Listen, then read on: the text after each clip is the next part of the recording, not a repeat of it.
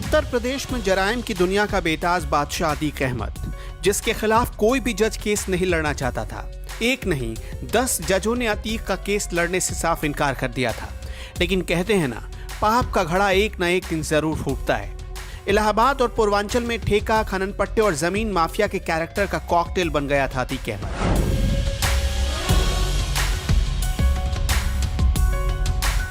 10 अगस्त 1962 को इलाहाबाद के चकिया में एक टांगे वाले के घर बेटा पैदा हुआ, जिसका नाम रखा गया था अतीक अहमद। अतीक को बचपन से पढ़ाई में कोई रुचि नहीं थी। वो हाई स्कूल में फेल हो गया। उसके पिता इलाहाबाद स्टेशन पर तांगा चलाते थे, लेकिन रातों रात अमीर बनने का चस्का अतीक के पिता और अतीक को किसी भी हद तक ले जाने वाला था। 17 साल की उम्र में हत्या का आरोप लगा और इसके बाद उसका धंधा चल निकला। खूब रंगदारी वसूली जाने लगी। जिससे भी उगाही करनी होती, बस इतना बताया जाता, अतीक अहमद फिरोज टांगे वाले का लड़का। फिर सामने वाला खुद ब खुद पैसे भेज देता था। 17 साल की उम्र में जवानी की दहलीज पर कदम रखते ही अतीक के खिलाफ पहला मुकदमा दर्ज हुआ, और वो भी हत्या का। साल 1979 में 17 साल की उम्र में अतीक अहमद पर कत्ल का इल्जाम लगा। उसके बाद जुर्म जैसे अतीक का शक्ल बन गया और अतीक ने कभी पीछे मुड़कर नहीं देखा। पढ़ाई के पन्ने तो कोरे थे, लेकिन साल दर साल उसके जुर्म की किताब भरती जा रही थी। अतीक कैसे बना, कैसे फला फूला, ये जानना बेहद दिलचस्प है। कभी इलाहाबाद में चांद बाबा का खौफ हुआ करता था, जिसके सामने जाने से पुलिस भी कांपती थी। तब अतीक की उम्र यही कोई 20-22 साल की थी। पुलिस चांद बाबा के खौफ को खत्म करना चाहती थी, इसलिए अतीक को सियासी और पुलिसिया दोनों शह मिले। 1986 आते आते अतीक गैंग खूंखार हो चुका था, चांद बाबा के गैंग से भी ज्यादा खूंखार। फिर एक दिन अतीक को पुलिस उठाकर ले गई। तब उत्तर प्रदेश में वीर बहादुर सिंह की सरकार थी और दिल्ली में प्रधानमंत्री थे राजीव गांधी। दिल्ली से अचानक फोन आया और पुलिस अतीक को घर तक छोड़ गई। अतीक ने चांद बाबा के गैंग को एक एक करके खत्म कर दिया। 1987 आते आते अतीक को पता चल चुका था, जुर्म की दुनिया की बादशाहत बरकरार रखनी है तो राजनीति की छांव में जाना ही पड़ेगा। अतीक अहमद को समझ आ चुका था कि सत्ता की ताकत से वो क्या क्या कर सकता है। इसलिए 1989 में उसने इलाहाबाद पश्चिमी विधानसभा सीट से निर्दलीय चुनाव लड़ा और विधायक बन बैठा। चांद बाबा के खात्मे के बाद अतीक का खौफ इस कदर हावी हो चुका था कि उसके खिलाफ चुनाव लड़ने को कोई तैयार ही नहीं होता था। अतीक 1991 और 1993 में फिर से इलाहाबाद पश्चिमी सीट से चुनाव जीत गया। फिर आया 1992, जब पुलिस ने अतीक का कच्चा चिट्ठा खोला तो आंखें फटी की फटी रह गई। यानी 30 साल की उम्र तक अतीक के खिलाफ 44 मामले दर्ज हो चुके थे। उत्तर प्रदेश के लखनऊ, कौशाम्बी, चित्रकूट, इलाहाबाद में कई मामले दर्ज थे। अतीक के खिलाफ सबसे ज्यादा मामला इलाहाबाद में दर्ज हुआ। उसके जुर्म का किस्सा उत्तर प्रदेश से बाहर निकलकर बिहार तक चला गया।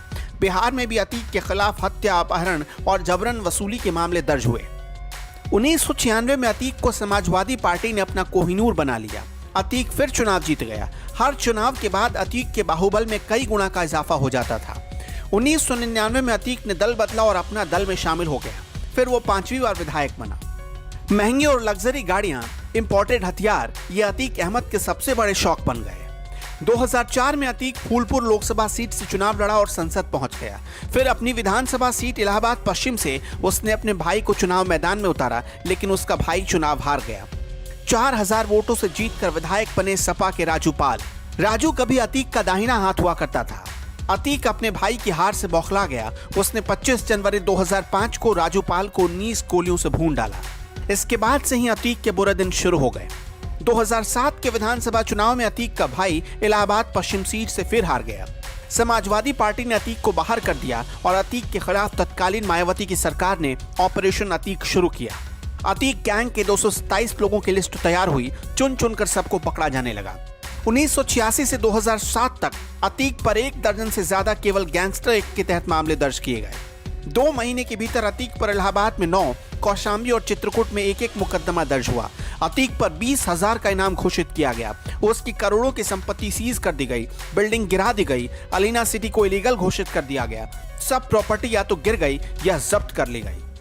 सांसद रहते हुए अतीक के खिलाफ पूरे देश में लुकआउट नोटिस जारी हुआ। अतीक दिल्ली से गिरफ्तार हुआ और जेल में डाल दिया गया। 2012 में अतीक ने अपना दल से चुनाव लड़ने की तैयारी शुरू की। उसने इलाहाबाद हाई कोर्ट में बेल की अर्जी डाली, लेकिन कोर्ट के 10 जजों ने उसका मामला सुनने से खुद को अलग कर लिया। 11वें जज तैयार हुए और अतीक को बेल मिल गई। अतीक इलाहाबाद की पश्चिम सीट से पूजा पाल के खिलाफ फिर मैदान में उतरा, लेकिन हार गया। 2016 में अतीक अहमद को कानपुर कैंट से उम्मीदवार बनाया गया तो खुशी के मारे 500 लग्जरी गाड़ियों का काफिला लेकर अतीक कानपुर पहुंच गया। वो खुद 8 करोड़ की हमर गाड़ी में सवार था। 14 दिसंबर 2016 को अतीक और उसके गुर्गों पर इलाहाबाद की थियाट्स कॉलेज में तोड़फोड़ और मारपीट का मामला दर्ज हुआ। कहते हैं ना कि पाप की कहानी का अंत एक ना एक दिन जरूर आता है। 2017 में योगी सरकार आई और उसने ताबड़तोड़ अतीक के खिलाफ सभी फाइलें खुलवाई। अतीक के खिलाफ कई मामलों की जांच सीबीआई को दे दी गई और अतीक के लंका की बर्बादी योगी ने अपने हाथों से लिख डाली। 2017 में इलाहाबाद हाईकोर्ट ने अतीक की जमानत रद्द कर दी और उसके दुर्दिन शुरू हो गए।